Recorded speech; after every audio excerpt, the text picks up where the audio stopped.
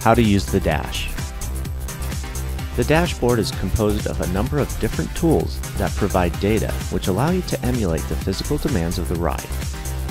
The first and most important tool on the dash is the effort meter. The effort meter provides a graphical representation of how hard you should be working during a specific part of the ride. In this video, we're ascending a small climb while trying to keep a good pace for other riders behind us. Watch how the effort increases as we continue to ascend. The effort meter is color-coded to help you quickly know what zone you should be training in. Each zone is based on a percentage of your maximum effort. Be aware that the difficulty of each video is greatly dependent on the time spent in each zone. At the top of the effort meter is your heart rate goal displayed as a percentage of your max. Percent of max is calculated as your actual heart rate divided by your max. This value can be used to challenge yourself further by teaching your body how to precisely regulate efforts. Some heart rate monitors allow you to input your max heart rate and then automatically calculate your percentage of max. The gear ratio and resistance indicator provides you with two ways to determine what gear or what resistance you should be working at.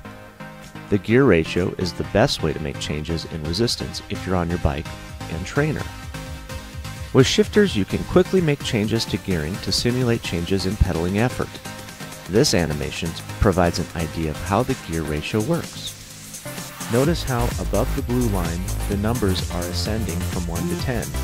This corresponds to the gear that's in your rear cassette. Below the blue line are the two rings in the front, 42 being the small ring, 52 being the large.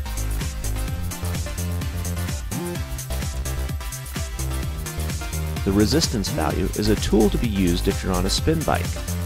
Most spinners are comfortable with a 1 to 10 scale used in classes. Basically, a 1 is a soft pedaling, easy spin resistance, whereas a 10 is a slow, leg-churning, difficult grind where you have to force the crank arms to turn. The cadence value allows you to identify what your pedaling cadence should be. While the cadence, resistance, and heart rate indicators attempt to synchronize, often it's difficult to match everything at the same time. Start out using either cadence or resistance while matching the effort goals. Much like the effort tool, the power tool provides a graphical representation of how much power the cyclist is producing during a given time. The power tool is a nice alternative or backup to the resistance and gear ratio tools. The dashboard has 3 graphs. These are a really cool way to find out where you're located along the timeline of the ride.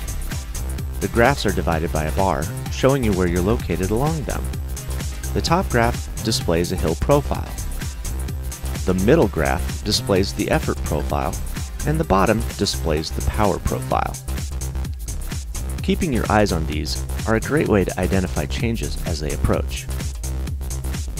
The moving map provides some nice information about where you're cycling. Roads, topography, landmarks, rivers, lakes, and more can be identified so you don't feel lost on the ride. Also note, north is always up. I'm done.